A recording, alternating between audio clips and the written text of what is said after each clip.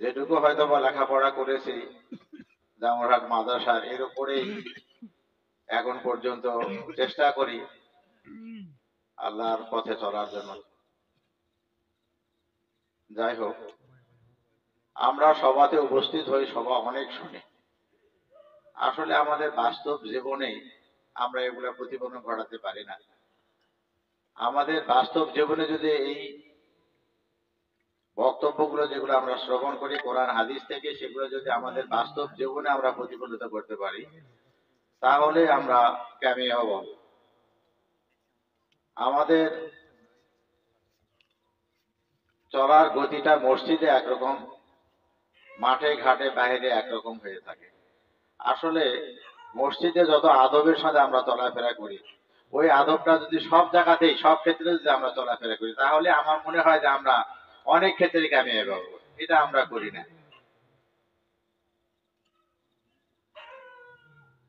আল্লাহ তাআলা কোরআনে বলেছেন যে আপনারা নামাজ কায়েম করেন আর কুরবানি করেন। কুরবানি শব্দের অর্থ আপনারা যে কোনো ভাবে আল্লাহর রাস্তায় দান করেন, আল্লাহর রাস্তায় আপনারা সময় দান করেন, অর্থ দান করেন, যে যেভাবে পারেন সেটা দান করেন। এটাই হলো কুরবানির কথা বলা হয়েছে। আমাদের প্রকৃত মুসলমানিত্ব আমরা হতে পারিনি এই কারণে যে আমাদের কথা এবং কাজের দ্বারা কেউ যদি আঘাতপ্রাপ্ত হয়, অন্য মুসলমান যদি আঘাতপ্রাপ্ত হয়, তাহলে সেখানে আমাদের মুসলমানিত্বের হানি ঘটে। আমাদের কাজের দ্বারা কথার দ্বারা অন্য মুসলমান যাতে আঘাতপ্রাপ্ত না হয়, এটা আমরা বিশেষভাবে লক্ষ্য করব। আজকে আমি অ্যাডভোকেট হিসেবে যেটা বলতে চাই, আমরা কোর্টে অনেক সময় অনেকভাবে মামলা করি, মামলা করতে গিয়ে উপস্থাপিত করি, অনেক কথাই আমরা বলে থাকি। একজন বিচারকের সামনে মাননীয় শব্দ লেখা আছে, যার কারণে সেখানে আমরা তাদের কাছে আমাদের অভিযোগটা উপস্থাপন করি। বিচারক দুই পক্ষের কথা শুনে যে রায় দেয় সেটা আমরা মানি। আসলে বিচারক যেটা রায় দেয় সেটা কিন্তু আমরাও প্রত্যেকেই জানি যে এটা এই রায় হবে, এটা এই হবে, এটা আমরা প্রত্যেকেই জানি। কিন্তু ওই রায়টাকে আমরা ঘরে বসে, বাড়িতে বসে পারিবারিক ভাবে এগুলো রায়টা মানি না কেন? যদি আমরা এটা মানি, তাহলে আমাদের ওই মাননীয় ব্যক্তির কাছে আর যেতে হয় না, আমাদের মাননীয় ব্যক্তির কাছে যেতে হয় না। আমরা এটা মানি না। যদি আমরা এটা না মানি, তাহলে আমাদের মুসলমানিত্ব কোথায় থাকবে?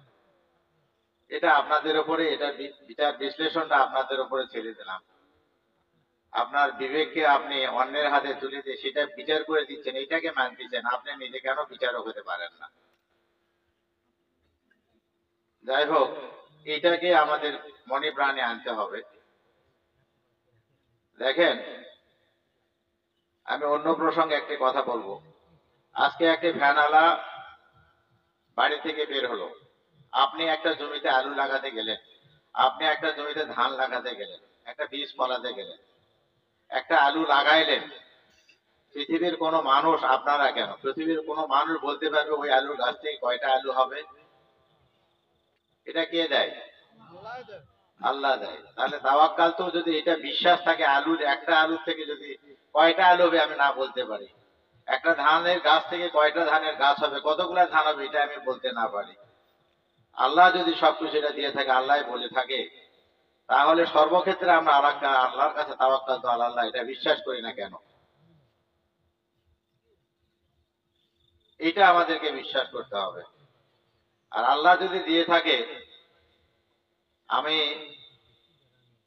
সবকিছুই আল্লাহর উপরে যদি তাওয়াক্কাল তো হয়, তাহলে আল্লাহ দিয়ে থাকে, আল্লাহর রাস্তায় আমরা সেইভাবে আমরা কুরবানি করব। আমাদের যথাসাধ্য আমরা সেইভাবে কুরবানি করব। আজকে এখানে ঈদগাহ মাঠ হচ্ছে, এই উপসঙ্গে ছোট ভাই আহসান আমাকে দাওয়াত দিয়েছেন। আমি যদিও মাসর ঈদগাহ মাঠের সেক্রেটারি, আমি জামরহাট মাদ্রাসার সভাপতি ছিলাম বিগত সময়ে। আপনাদেরকে তথা অত্র মাহফিলের সভাপতিকে আন্তরিকভাবে মোবারক জানাচ্ছি। আমি আর কথা বাড়াতে চাই না। আপনাদের যেহেতু একটা প্রতিষ্ঠান, আমি অনেক প্রতিষ্ঠানে যথাসাধ্যভাবে আল্লাহর রাস্তায় যেটুকু পারি আপনাদের সাহায্য সহানুভূতি করে আসি। আমাকে প্রত্যেক মাসেই প্রতিষ্ঠানে আমাকে বিভিন্ন অঙ্কের অর্থ দিতে হয়, আমি এটা দিয়ে আসি। এবং এমনি তাছাড়াও রেগুলার যেগুলো দিয়ে থাকি এমনিতেও দিয়ে থাকি যতদূর পারি।